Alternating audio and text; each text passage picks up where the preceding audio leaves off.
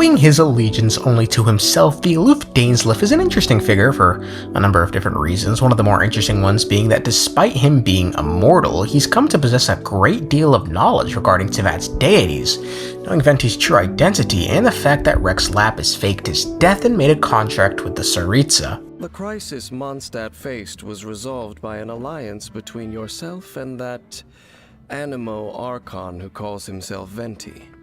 Rex Lapis, who has defended Liyue Harbor for millennia on end, used his gnosis to lay down a contract to end all contracts, of which the stipulations are still unknown. How he knows the gods made a contract between themselves, I cannot even begin to fathom. And while we don't have the full picture regarding him, there's one thing that's been bugging me for a while now. I don't really quite get what happened between our Sibiling and Dainsleif, because as it stands right now, their relationship makes absolutely no sense and Dainsleif is clearly hiding something from us. But what? Before we can explore that question, we need to understand who Dainsleif is. While we don't know much, we don't know nothing.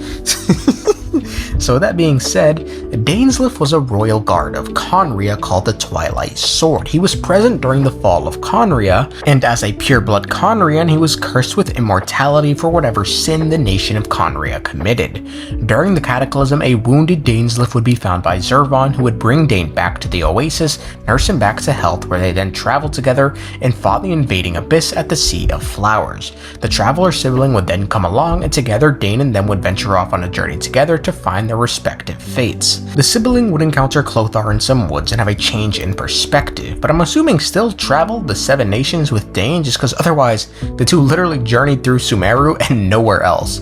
Eventually something would happen at the end of the Sibiling's journey that we don't know yet, because some powerful being is blocking it in Irminsul. So, circling back to the question I asked earlier, let's look at the scene where the Sibiling reunites with Dain. Ether, why are you with Dain? You shouldn't team up with this man. He is my enemy. That man, Dainsleif, was the Twilight Sword, one of the royal guards of the final dynasty of Khaenri'ah. 500 years ago, he failed to prevent the destruction of Khaenri'ah. A curse of immortality was laid upon him to forever wander the wilderness, while he watched the people he was supposed to protect turn into monsters of the Abyss. They speak of Dain with a grating tone and warn us not to team up with him because it sounds like they were upset Dain couldn't 1v9 the gods and save Khaenri'ah all by himself.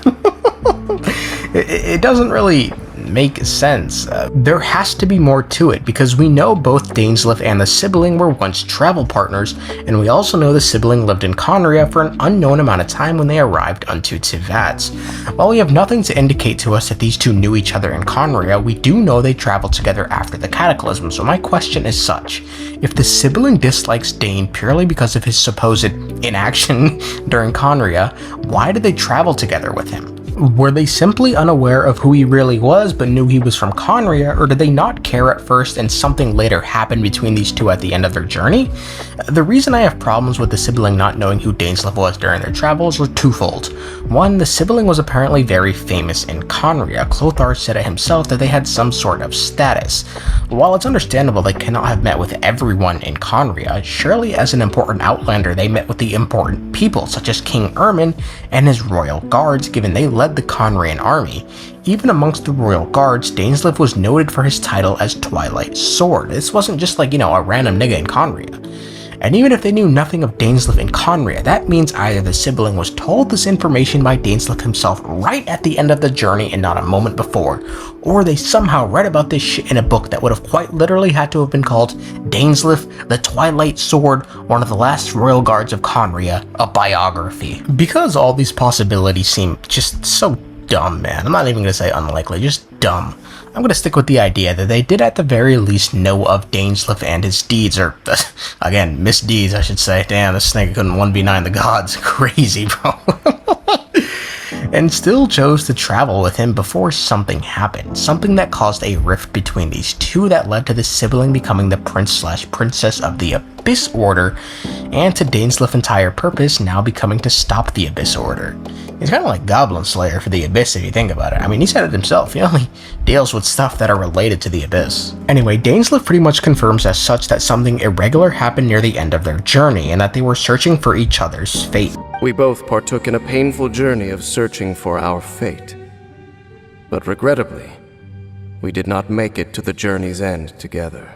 This idea of fate is interesting in relation to the traveler Sibiling because it was brought up numerous times during their encounter with the sinner. You are like a flower, born in sin, yet pure, spotless. I know your fate well. You need no longer hold back your resentment, nor accept the countless lies. Go forth, become a transcendent one. Rise beyond the fate bestowed upon you. And I shall shed a tear at the end of time, as I gaze back upon your life.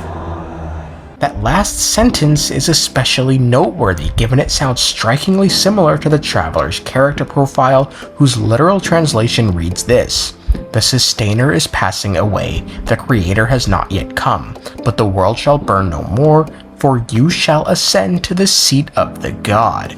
The ultimate transcendence one can achieve is rising to a position of godhood. If the sinner was right on the money, then what he states is such: he knew the siblings' fate, they do not need to accept the lies, and that they should become a transcendent one and rise above the fate that was given to them.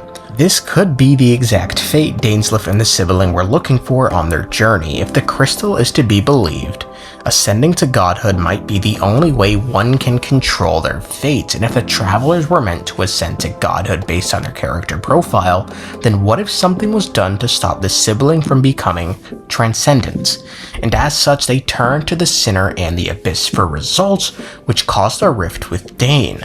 As such, instead of rising and becoming a transcendent one, they were somehow denied this by the heavenly principles and instead became an immanent one via the crystal. The sinner is clearly capable of some absurd acts, such as being able to see the traveler through a couple 100-year-old memory.